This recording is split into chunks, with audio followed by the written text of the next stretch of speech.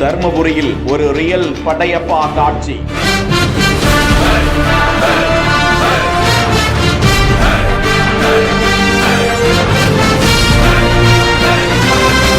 வரிசை கட்டி வந்த 100க்கும் மேற்பட்ட கார்கள்.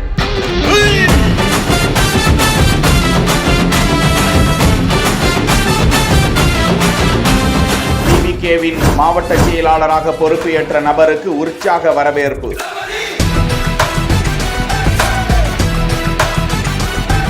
தர்மபுரியில் மெர்சல் என்ட்ரி.